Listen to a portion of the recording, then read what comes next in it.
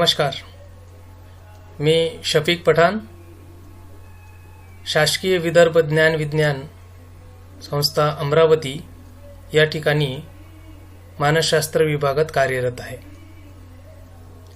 आज या मानसशास्त्रीय समुपदेशन कार्यशाळेत मी तुमच्या समोर समुपदेशकासमोरील आव्हाने आणि नैतिक मुद्दे यावरती चर्चा करणार आहे. एक तुमचं कौशल्य आहे, त्याला आत्मीयता निर्माण होणे, कारण की एक रॅपो स्टॅब्लिश होण्याकरिता एक चांगले कौशल्य असणे खूप गरजेचं आहे. जसं की आम्ही जेव्हा एक म्हणतो की ग्रीटिंग, सिटिंग अँड मीटिंग, ही सल्लार्थी तुमच्याकडे आलेला आहे, तुम्ही त्याला किती उत्साहपूर्वक त्याचं वेलकम करता, त्याला बसण्याकरता कशी व्यवस्था तुम्ही केलेली आहे, तुम्ही कसे बसलेले आहेत, ह्या सगळ्या गोष्टींवरती या गोष्टींचा परिणाम त्या समुपदेशनाच्या प्रक्रियेमध्ये होत असतो.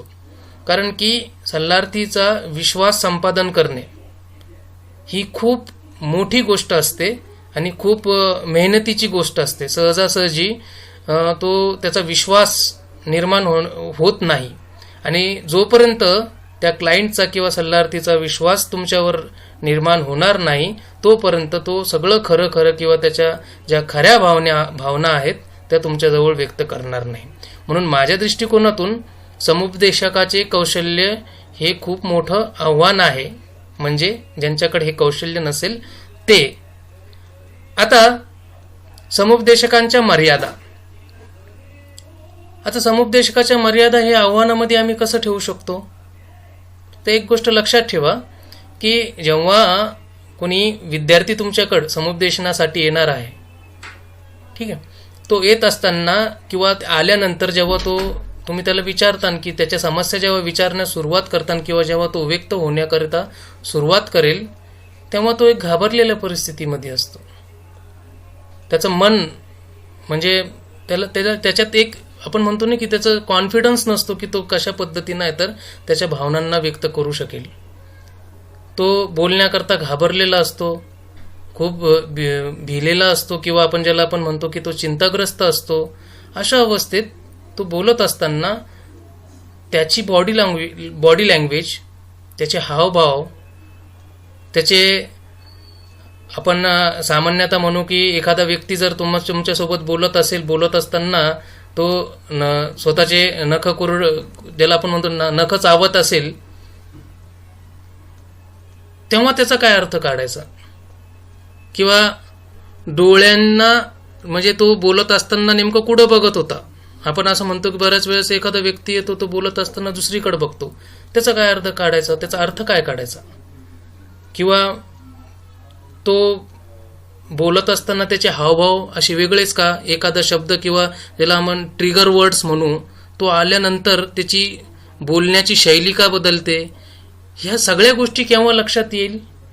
जेव्हा त्या समुपदेशकाकडे तितका अनुभव असेल, तितके कौशल्य असेल आणि जर यात थोडीही म्हणजे आपण असं म्हणू की अनुभवाची कमी असेल किंवा कौशल्य नसेल किंवा लक्ष त्या ठिकाणी गेलं नसेल तर त्यावेळी सगळ्यात मोठं आव्हान समुपदेशकासमोर हे निर्माण होतं की याचा अर्थ मी काढायचा कसा? नेमका हा पर्टिक्युलर शब्द बोलतानाच असा का वागला? एखाद्या घटनेसंदर्भात सांगत असतानाच त्याचे हावभाव का बदलले? त्यांना त्याच्या हात ज्या पद्धतीनं त्यांना ठेवलेले होते, टेबलवर ठेवलेले असतील, मांडीवर ठेवलेले असते, हात बांधून असेल, याचा काय अर्थ लावायचा? या सगळ्या गोष्टी जेव्हा याचे उत्तर सापडत नाही, ही एक खूप मोठी मर्यादा म्हणून समुपदेशनामध्ये येत असते. तिसरी एक खूप महत्वाची ज्याला आव्हान आहे असं आम्ही मानतो ते जेंडर रोल. समुपदेशन करत असताना समुपदेशकाकडे येणारा सल्लार्थी हा मेल आहे का फिमेल आहे, या गोष्टी पण खूप आव्हानात्मक ठरत असतात. बऱ्याच म्हणजे आम्ही आमच्याकडं ज्या पद्धतीनं जे काही स्टिग्मा असतील किंवा ज्या पद्धतीनं आमचं समाज रचना आहे, ज्या पद्धतीनं आमच्याकडं एज्युकेशन किंवा इलिटरेसी ज्याला आपण म्हणू इलिटरेसीचं प्रमाण आहे, ह्या सगळ्या गोष्टींचा, ह्या अवेअरनेसचा परिणाम असा आहे की जेव्हा एखादी स्त्री सल्लार्थी एक पुरुष समुपदेशकाकडे जेव्हा येते तेव्हा एका प्रकारचं कसं व्यक्त व्हावा हा प्रश्न तिच्या समोर निर्माण होतो. आणि अशा वेळी जर सल्लार्थी व्यक्तच होत नसेल, नेमक्या भावना सांगतच नसेल, ते ज्याला म्हणजे जे सांगायचं आहे ते सांगण्यात तिला अडथळे निर्माण होत असेल, तर समुपदेशकासमोरील हे सगळ्यात मोठं त्या ठिकाणी आव्हान असतं आणि ह्या आव्हानातून त्याला मार्ग काढणं खूप कठीण जातं. म्हणून हा सुद्धा एक महत्त्वाचा भाग या ठिकाणी असतो. जेव्हा मोठमोठाले इन्स्टिट्यूट असतात किंवा काउन्सिलिंग सेटअप ज्या ठिकाणी असतो, खूप जास्त म्हणजे समुपदेशक त्या ठिकाणी असतात, तर बऱ्याचशा समुपदेशन केंद्रामध्ये अशा वेळी तर महिला सहकारी जे असतात ते त्या ठिकाणी बसलेले असतात, जेणेकरून तर त्या सल्लार्थी तर पूर्णपणे व्यक्त होईल. किंवा बऱ्याच वेळी तर महिला म्हणजे जर तो सल्लार्थी कम्फर्टेबल नसेल तर त्याला म्हणजे महिला समुपदेशकाकडे पाठवल्या जातात आणि ह्या पद्धतीने या आव्हानाचं म्हणजे मार्ग या आव्हानाचा म्हणजे काढला जातो या अडचणीचा. दुसरी गोष्ट एक आहे नैतिक कोंडी. नैतिक कोंडी म्हणजे काय, नेमकं काय काय प्रकारच्या नैतिक कोंडी या समुपदेशन प्रक्रियेत येऊ शकतात. आम्ही जसं बघतो की प्रतिभावांतरण किंवा मूल्य संघर्ष असतात, हे सुद्धा खूप मोठे आव्हान म्हणून या ठिकाणी येत असतात. प्रतिभावांतरण आम्ही पुढच्या यामध्ये त्याची अजून विस्तृत चर्चा करणारच आहोत. परंतु मूल्य संघर्ष आणि प्रतिभावांतरण ही नैतिक कोंडी जेव्हा समुपदेशकाची होते तेव्हा सुद्धा तर एक आव्हान त्याच्यासमोर निर्माण होते. म्हणून माझ्या दृष्टीने हे सुद्धा एक मोठं आव्हान आहे. बहुसांस्कृतिक समस्या, ज्याला आपण मल्टीकल्चरल इश्यूज असं आपण म्हणत असतो. आम्हा सर्वांना माहीत आहे की आम्ही म्हणजे आमच्या भारतामध्ये, महाराष्ट्रात असो, आमच्या जिल्ह्यात असो, आमच्या विद्यापीठाअंतर्गत येणारे जितके जिल्हे असतील तिथं असेल, इथं वेगवेगळे संस्कृती किंवा वेगवेगळे कल्चर आहे हे आपल्याला माहीत आहे. जेव्हा समुपदेशकाकडे विभिन्न ज्याला म्हणजे समुपदेशकाला ज्ञात नसलेला किंवा त्याला त्या संस्कृतीविषयी जास्त माहीत नसल्यानंतर किंवा त्या सांस्कृतिक पार्श्वभूमीचा सल्लार्थी जेव्हा या समुपदेशकाकडे येतो तेव्हा पण एक खूप मोठं संकट त्याच्यासमोर उभं राहून जातं. म्हणजे त्या सांस्कृतिक पार्श्वभूमीची ओळख समुपदेशकाकडे नसेल आणि सल्लार्थी सुद्धा तर या म्हणजे आता आपण भाषेवरच जर घेतलं तर हे आपली जी भाषा आहे, समजा आपण मराठी बोलतो, अमराठी भाषिक जर सल्लार्थी आला असेल तर त्यावेळी काय करायचं, कारण की मला तर हिंदी बोलता येत नाही आणि सल्लार्थीला मराठी कळत नाही.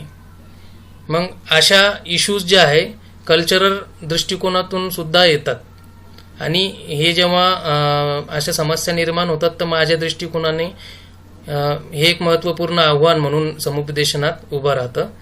एक सगळ्यात शेवटचं नाही, यापुढे अजून आहे अपुऱ्या सुविधा. आज जर आम्ही या समुपदेशना संदर्भातलं मोठं चॅलेंज म्हणून बघितलं तर अपुऱ्या सुविधा म्हणून हे एक येतं.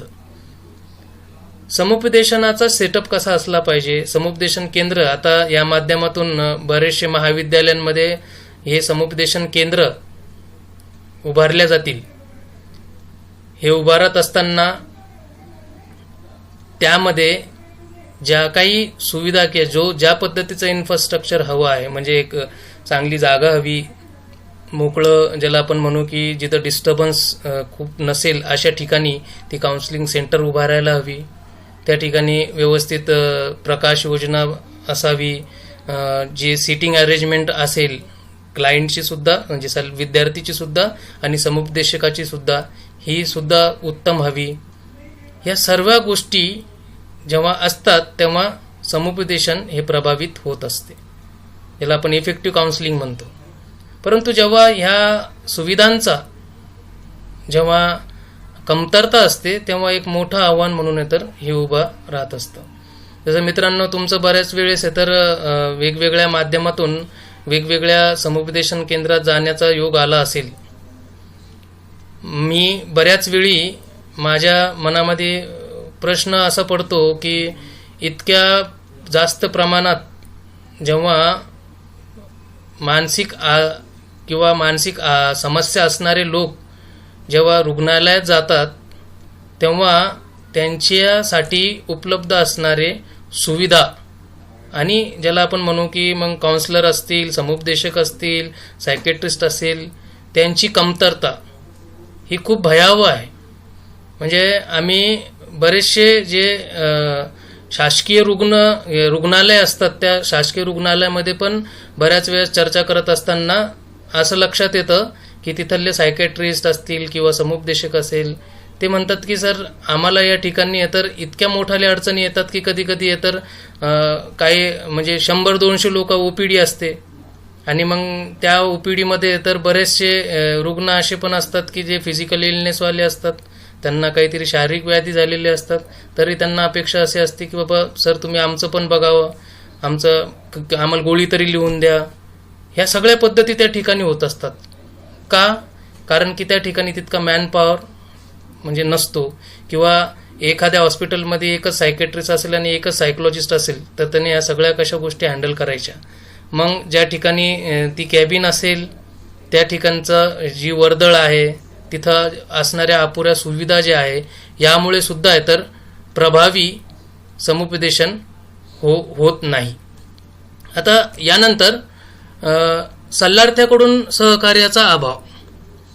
जसं की मी या अगोदर तुम्हाला सांगितलं की बरेचसे ज्यांना समस्या असतात, चिंताग्रस्त असेल, वैफल्यग्रस्त असेल किंवा तणावात असेल, असे जे सल्लार्थी असतात, असे क्लायंट जे असतात, ते मोकळे होत नाही लवकर, किंवा त्यांच्यासोबत थोडंसं आम्ही म्हणतो की संवाद किंवा एक रॅपो स्टॅब्लिश होणं तर गरजेचं असतं, ते होत नाही.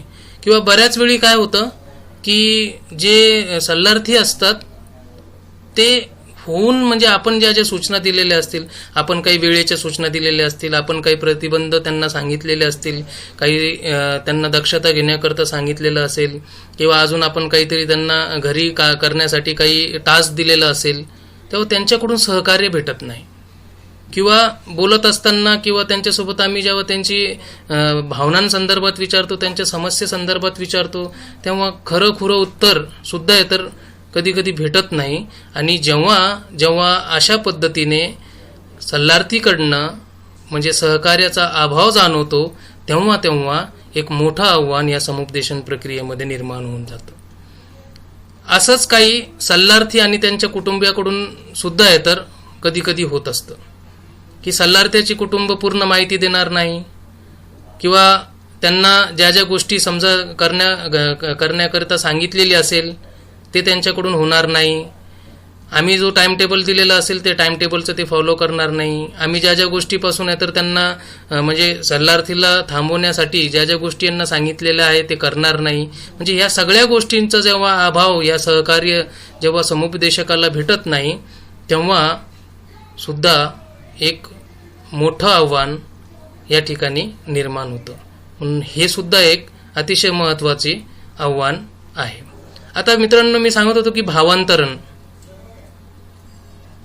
भावांतरण जेव्हा समुपदेशकाप्रती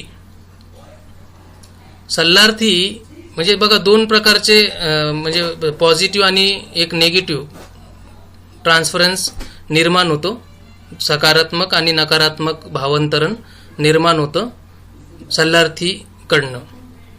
म्हणजे जेव्हा तो पॉझिटिव्ह ट्रान्सफरन्स त्यामध्ये आला, तेव्हा असं लक्षात येतं की तो वारंवार समुपदेशकाकडे येण्याचे, ज्याला आपण बहाणे म्हणू, तो बहाणे सर्च करत असतो. तो वारंवार म्हणजे आपण म्हणतो की जितके सेशन दिलेले आहे त्यापेक्षा जास्त सेशन करण्याची त्याची इच्छा असते.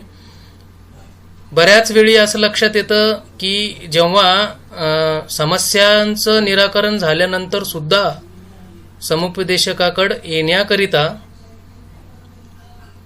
ह्या सल्लार्थीमधून तर आतून म्हणजे त्यांना असं वाटतं की आपण वारंवार जावं. बऱ्याच वेळी रिलॅप्स होण्याची पण या ठिकाणी पुन्हा ती समस्या उद्भवते. हे झालं सकारात्मक किंवा ज्याला आपण म्हणू की पॉझिटिव्ह ट्रान्सफरन्स. निगेटिव्ह ट्रान्सफरन्स याच्या विरुद्ध जेव्हा म्हणजे त्याला तो समुपदेशकाला आवडतच नाही किंवा त्या समुपदेशकाकडे त्याला जावं असं वाटत नाही, म्हणून तो समुपदेशकाचे म्हणजे जे काही सेशन असेल त्याला टाळणे असेल किंवा योग्य ते सहकार्य करणे नसेल, या सगळ्या गोष्टी त्याच्यातून होत जातात. म्हणजे दोन्ही पण भावांतरण हे एक मोठे आव्हाने निर्माण करतात की ते समुपदेशनाची प्रक्रिया एक व्यवस्थित पद्धतीनं होऊ शकत नाही. त्यानंतर प्रतिभावांतरांमध्ये समुपदेशकाकडनं सल्लार्थीकरिता एका प्रकारचं त्या संदर्भात जसं आम्ही सांगितलं या ठिकाणी अगोदर भावांतरणामध्ये की सल्लार्थी वारंवार प्रयत्न करतो की मी कशा पद्धतीनं समुपदेशकाकडे जाईल, त्याला कशा पद्धतीनं भेटेल, वारंवार त्याच्याकडे जाण्याचा प्रयत्न करेल. या बाबतीत प्रतिभावांतरणमध्ये समुपदेशकाकडनं म्हणजे एका प्रकारचा आपण ज्याला म्हणतो की तो एक आकर्षित होतो. म्हणजे ही खूप मोठं एक आव्हान पण आहे. आणि जेव्हा आपण इथिकल इश्यूज आणि त्या संदर्भात बघणार आहोत त्यामध्ये अजून तुम्हाला याचं डिटेल या ठिकाणी मी सांगणार आहे. आता एक दुय्यम आघात ज्याला आपण म्हणू की ताणाचा उद्रेक होणे, बर्नआउट टेंडन्सी समुपदेशकामध्ये. समुपदेशक किंवा समुपदेशन केंद्र जे असतात, काउन्सिलिंग सेंटर्स जे असतात, तिथला वर्कलोड असेल, तिथला त्या पद्धतीनं असणारा म्हणजे काम करण्याचा सेटअप असेल किंवा अजून इतर काही कारणं असतील, या सगळ्या कारणांचा ताण एकत्रित येऊन समुपदेशकामध्ये कधी कधी ताणाचा उद्रेक निर्माण होऊन जातो. आणि हे सुद्धा एक आव्हान आपल्याला बघायला भेटतं काउन्सिलिंग सेंटर्स किंवा काउन्सिलिंग प्रॅक्टिसमध्ये. आता विश्वास निर्माण करणे सल्लार्थ्यामध्ये किंवा त्याच्या फॅमिलीमध्ये, मुख्यत्वे सल्लार्थ्यामध्ये विश्वास निर्माण करणे एक खूप मोठं आव्हान असतं.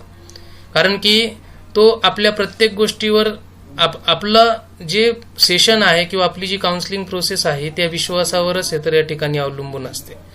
जोपर्यंत सल्लार्थी तुमच्यावर पूर्णपणे विश्वास ठेवणार नाही किंवा तुम्ही त्याचा विश्वास संपादन करणार नाही, तोपर्यंत तुमची समुपदेशनाची प्रक्रिया ही सुरळीतपणे किंवा यशस्वीपणे पार पाडू शकत नाही. म्हणून त्या सल्लार्थामध्ये विश्वास निर्माण करणे हा सुद्धा खूप मोठा या ठिकाणी समस्या म्हणून उभे राहते, एका प्रकारचं आव्हान म्हणून उभे राहते. त्यानंतर आहे विघटनकारी किंवा धोकादायक वर्तन असणाऱ्या सल्लार्थांना समुपदेशन करणे. बऱ्याच वेळी समुपदेशकाकडे अशा काही ज्याला आपण म्हणू की क्लायंट्स येतात, केसेस येतात, ज्यामध्ये तो जो सल्लार्थी असतो तो खूप म्हणजे धोकादायक वर्तन त्याचं असतं. तो अचानक खूप क्रोध म्हणजे रागात येऊन जातो किंवा ज्याला आपण म्हणू की एक दुसऱ्याला त्रास होईल असं वर्तन त्याच्याकडून होऊ शकतं किंवा त्याच्याकडून इजा होऊ शकते. असे वर्तन असणारी सल्लार्थी जेव्हा समुपदेशनाकरता समुपदेशकाकडे येते तेव्हा सुद्धा त्याच्यासमोर एक आव्हान असतं की याला समुपदेशन करायचं कसं. त्यानंतर व्यावसायिक मर्यादा ओळखणे. नेमक्या आपल्या मर्यादा आपण ओळखणे कोणत्याही बाबतीत हे खूप मोठं आव्हान असतं.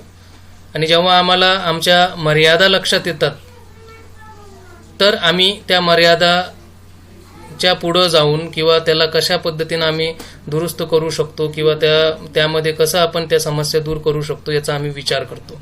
म्हणून व्यावसायिक आपल्या मर्यादा काय आहे ते आपल्याला ओळखणं गरजेचं आहे.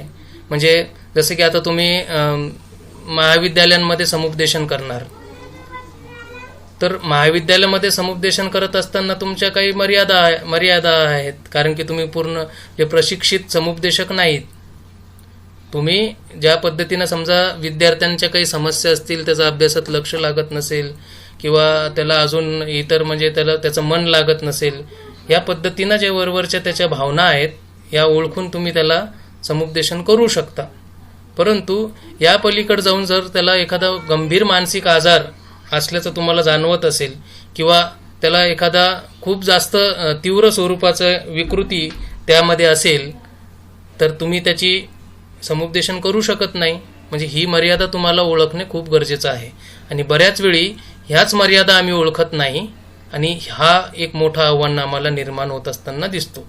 म्हणून आपल्याला बरेचसे जे समुपदेशक आपल्याला नजरेस भरतात, सोशल मीडियावर दिसतात, कधी कुठं दिसतात, त्या सगळ्यांमध्ये आपण असं म्हणतो की म्हणजे बरेचसे जे लोक आहेत किंवा समुपदेशक आहे हे स्वतःच्या मर्यादा न ओळखल्यामुळं बऱ्याच वेळेस आव्हाने निर्माण होऊ शकतात.